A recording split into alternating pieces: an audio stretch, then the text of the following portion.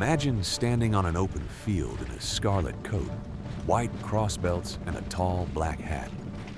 Across the ground, enemy soldiers are raising their muskets. There are no earth-colored uniforms, no attempt to blend into the grass. To a modern observer, this looks like an invitation to be shot.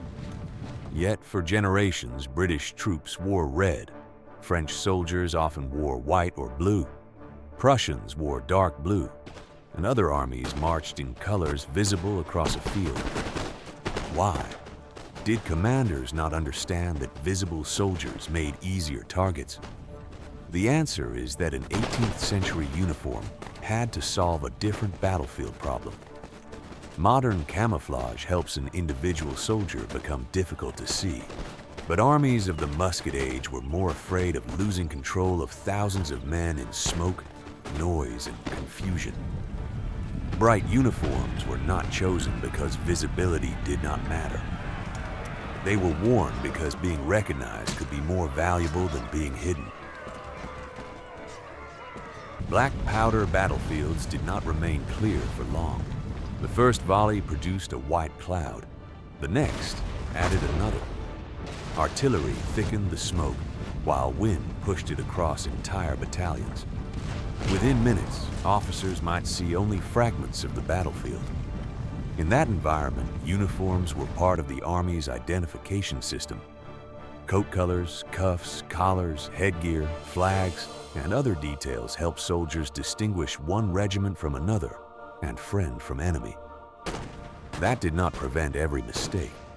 Confusion and friendly fire still happened, but immediate recognition mattered. A soldier who saw men emerging through smoke needed to know whether to hold his fire, dress the line, or prepare for an attack. And the claim that British red was chosen mainly to hide blood does not explain the larger pattern. Many armies wore blue, white, green, or other distinctive colors. The point was not one magical color. The point was making organized troops recognizable. Recognition was only part of the problem. An 18th century battalion was a moving formation. Soldiers had to keep their spacing, follow officers, watch the colors, respond to drums, and move with the men beside them. There was no instant communication across the battlefield. Orders moved by voice. Drums, flags, mounted messengers and officers carrying instructions through smoke and noise. If the formation lost its shape, its firepower and confidence could collapse with it. Distinctive uniforms helped officers see where units began and ended. They helped soldiers find their companies, their colors, and the men they were supposed to follow. Visible differences also marked officers, drummers, standard bearers, cavalry, artillerymen, and separate regiments. This did not make battlefield control easy, but a visually organized army was easier to control than a crowd dressed in similar civilian clothing. In an age when discipline depended on men acting together, visibility supported cohesion, and cohesion often decided whether a regiment continued fighting or broke. But bright uniforms were never the whole story. Armies did use concealment when the mission required it. Light infantry, riflemen, scouts, and skirmishers often operated ahead of the main line or in broken ground. They used trees, walls, hedges, slopes, and buildings. Some specialist rifle units adopted darker or green uniforms. Their job was different. They spread out, aimed more carefully, screened the main force, and harassed enemy formations. For them, concealment could be extremely valuable. But most line infantry could not fight as isolated marksmen. They were expected to deliver massed fire, maneuver in formation, resist cavalry, and hold ground as a body.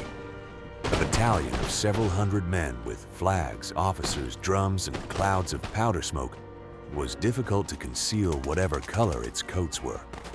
A brown coat could make one soldier less obvious. It could not make an entire battle line disappear after it began firing. The weapons also shaped the value of concealment. Smoothbore muskets were dangerous, especially at closer ranges and against dense formations. But they were not precision rifles. Infantry usually fought as organized units, firing at other organized units. The decisive question was often not whether one soldier could hide from one enemy marksman. It was whether the regiment could approach, fire, maneuver, and remain steady under pressure. Bright uniforms also carried institutional meaning. They marked the regiment, the state, and the soldier's place inside a disciplined army. Facings and other details could identify regional or regimental groupings. Uniformity separated trained troops from civilians and made the army visible to itself. Appearance mattered because discipline mattered. But campaign uniforms were not always as brilliant as paintings suggest. Coats faded, became dirty, and were repaired. The battlefield was colorful. It was not a spotless parade ground. Then the battlefield changed. Rifled firearms became more common. Effective fire reached farther. Soldiers could be hit before old-style formations reached their preferred range. By the late 19th century, smokeless powder reduced the white clouds that had hidden firing lines. Infantry formations also became looser and more dispersed. Now, concealment offered far greater value. The change did not happen everywhere at once. British forces began using khaki in India during the 19th century, and khaki became general field wear during the Second Boer War. Other armies adopted field gray, earth tones, and less conspicuous service dress, yet tradition resisted. In 1914, French soldiers still entered the First World War, wearing highly visible red trousers. They symbolized military pride, but they also made men easier to see. The colors that once supported recognition and cohesion had become dangerous. Weapons, visibility, and tactics had changed the calculation. So, why did soldiers wear bright uniforms into battle? Not because their commanders wanted them killed, not because earlier armies were unaware that concealment could be useful, and not because every battle was fought in rigid lines without cover. They wore distinctive uniforms because armies had to remain recognizable, organized, and controllable in black powder smoke. The uniform helped identify friend from enemy, regiment from regiment, and officer from soldier. For line infantry, cohesion often mattered more than hiding one man. Specialists used concealment when their role demanded it. Main battle formations used visibility when their system demanded that instead. Camouflage became dominant because rifles, smokeless powder, longer range fire, and dispersed formations made being seen far more dangerous than before. Every uniform is an answer to a battlefield. Bright coats answered the battlefield of smoke and massed formations. Khaki and camouflage answered the battlefield that replaced it.